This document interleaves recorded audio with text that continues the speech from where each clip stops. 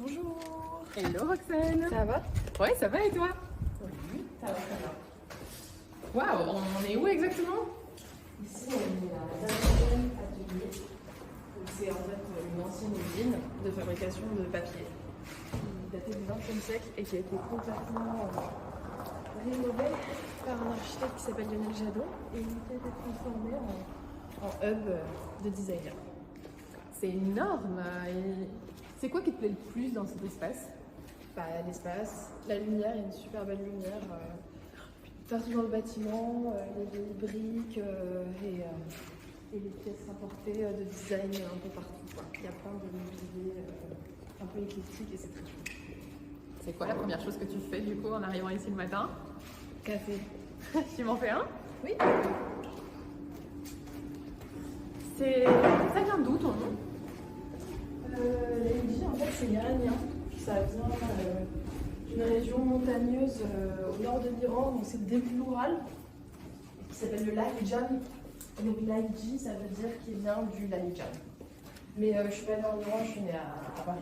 C'est mon père qui est iranien. Et c'est quoi la chose la plus iranienne en toi? Café? Oui, vas-y, à volontiers. La plus iranienne. On me reconnaît souvent à mes yeux, parce qu'apparemment j'ai des yeux très iraniens. Puis au niveau du caractère, je pense que c'est une combinaison de beaucoup de douceur, mais beaucoup d'insubordination en même temps, un côté très rebelle, et en même temps une recherche de sagesse. Les Iraniens sont des grands férus de philosophie. Et ça me ressemble beaucoup aussi. Mais donc, t'as grandi à Paris, c'est quoi la chose la plus parisienne en toi alors? Le côté chiant, le côté exigeant, très pointilleux, impatient, voilà, le côté très très exigeant, quoi.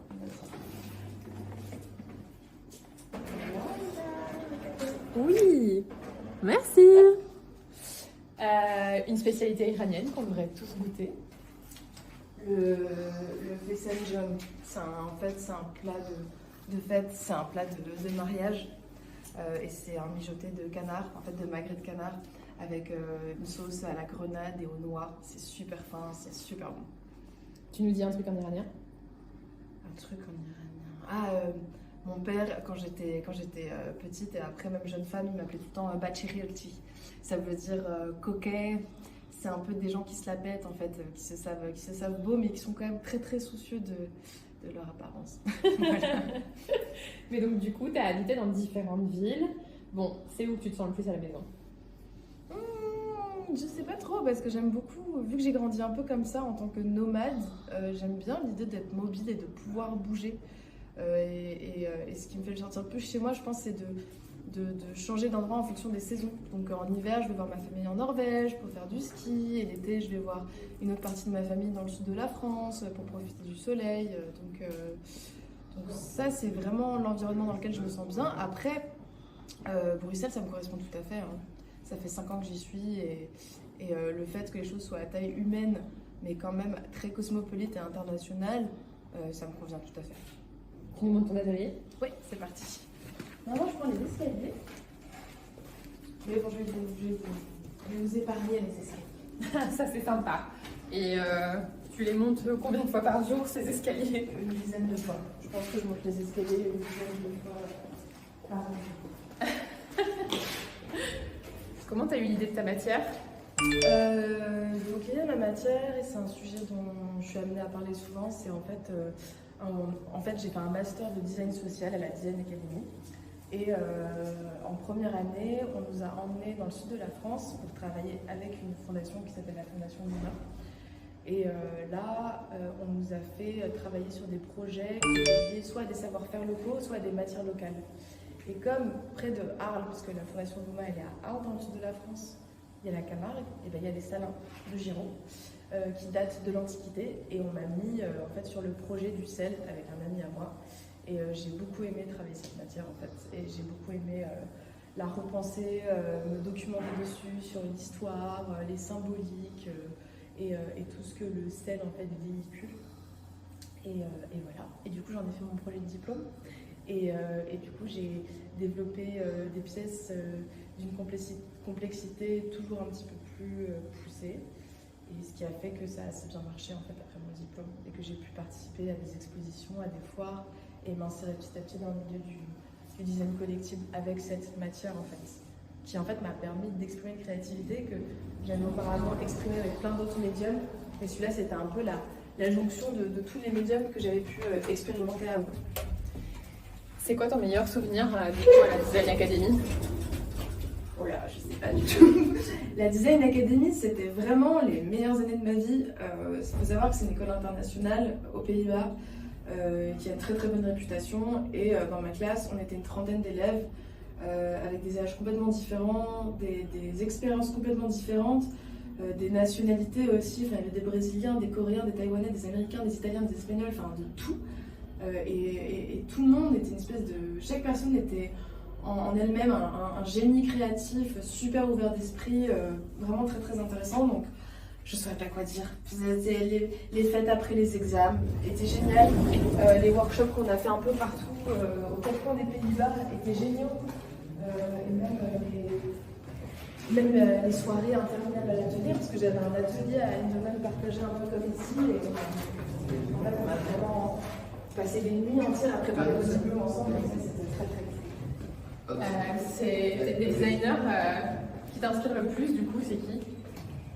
Il y a des designers qui sont un petit peu à mi-chemin de plein de choses différentes, qui sont entre la science et le design, ou l'art et le design, comme Vincenzo De Cotis, Tokujin Yoshioka, Joris Larman aussi, j'aime beaucoup ce qu'il fait, Aldo Baker, mon ancien prof. Bon, j'adore le C'est création. donc ici que tu produis, c'est un atelier. Ici, c'est mon atelier. Et aujourd'hui, il y a Jules, qui est étudiant à la Design Academy aussi, et Noémie, qui est une de mes assistantes les plus anciennes. Salut Noémie, salut Jules. Donc, en fait, dans ce que tu produis, dans ta matière, il y a une dimension durable. Comment est-ce que tu vois notre planète en fait d'ici 30 ans? Pas très différente d'aujourd'hui, je pense. Je pense qu'il y a des phénomènes sociaux et écologiques qui vont s'accentuer dans le positif ou dans le négatif. Ça peut être des conflits géopolitiques, des écarts, des disparités sociales, des inégalités, des mouvements migratoires qui sont dus au changement climatique ou à des conflits géopolitiques, mais aussi à des développements de nouvelles technologies, plus d'alternatives éco-citoyennes, enfin, plus de liberté entre guillemets citoyenne et d'indépendance, quoi. Table basse ou table à manger? Table basse. Table basse, je suis une grande fan de culture japonaise et en plus de ça, je suis à moitié iranienne. Donc une table basse, pour moi, ça permet de faire beaucoup plus de choses et de passer beaucoup plus de temps qu'une table haute. À dormir, boire un thé, boire un verre, manger, travailler, on peut tout faire. Tes créations et travail, ton travail en fait a vraiment de plus en plus de succès, tu produis beaucoup. Dans toute cette frénésie, tu bouges tout le temps, tu te ressembles comment? Déjà, j'essaie de ne pas trop me stresser, de prendre du recul sur ma situation, de aussi peut-être plus me concentrer sur certains objectifs, filtrer un peu plus. Aussi essayer de regarder parfois dans le passé et d'être fière de ce que j'ai déjà accompli plutôt que d'être toujours concentrée sur le futur et sur les objectifs à atteindre. Parce que le passé permet d'apprendre de soi-même. Et voilà, et d'accepter que les imperfections et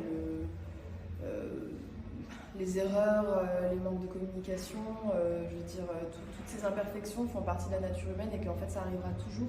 Et que plutôt que de les contrer, il faut essayer de travailler avec en fait. Mais quand je sens que je suis trop en manque de contrôle et en manque d'efficacité et de performance et que j'ai un trop plein d'énergie aussi et que je peux être très rapidement dans le conflit, je vais courir, je vais faire du sport en fait. Je vais courir 3-4 fois dans la semaine, une bonne dizaine de kilomètres et ça m'a toujours aidé. Ça fait des années qu'en fait ça m'aide à canaliser mes énergies, notamment lors des changements de saison, en fait, à me rééquilibrer et aussi à connaître mes limites, juste à connaître mes limites, à savoir dire non, à savoir dire je ne peux pas faire ça, je ne veux pas faire ça, et à pas prendre ça comme un échec, mais plutôt comme un respect de moi-même en fait. Ce qui n'est pas évident. Et en effet, ouais, je te l'accorde. Et du coup, spoiler alerte, on a entendu dire que tu écrivais d'ailleurs. J'imagine que ça fait partie aussi des choses qui te ressemblent sûrement. T'écris sur quoi? J'écris un petit, une espèce de manuel de survie du designer.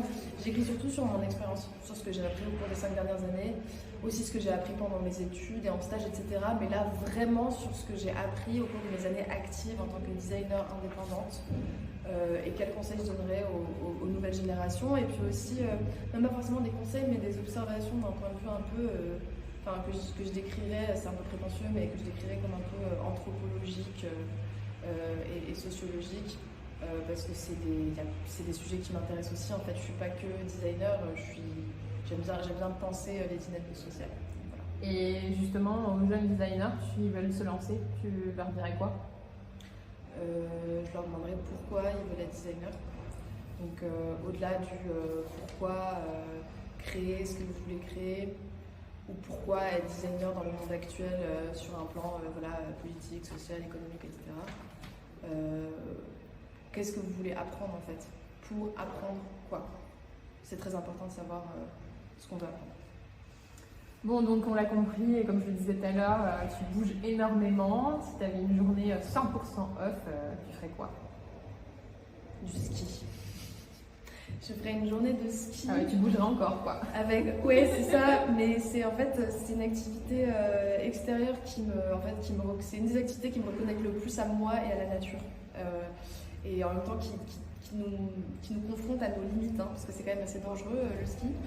Et voilà, je ferais ça avec mon amoureux et après je pense qu'on se ferait une bonne brasserade ou une raclette au coin du feu avec une bonne bouteille de rouge. Ce serait pas mal. J'ai cru comprendre que tu t'intéressais à l'astrologie. C'est quoi ton signe? Moi, je suis Balance. Et c'est quoi, du coup, ton trait de caractère le plus en lien avec ce signe? Alors, ça a tendance à disparaître au fil des années parce qu'en fait, mon ascendant, c'est Bélier et le Bélier, c'est l'opposé de la Balance. Donc, voilà, les Balances, c'est des gens qui prennent beaucoup de temps à choisir et à prendre les décisions parce que c'est des gens qui voient toujours tous les aspects d'une décision, tout l'impact qu'une décision peut avoir et du coup il leur faut un temps incroyable pour peser tout le pour et tout le contre de chaque petite décision. Alors que le Bélier c'est quelqu'un de très fonce dedans, qui est très sûr, peut-être même un peu trop sûr parfois. Voilà. Ok, et bon, tu as choisi le design, c'est un secteur exigeant. Es-tu exigeante avec toi-même et si oui, tu l'atteins comment ce niveau? Oui, je suis très exigeante.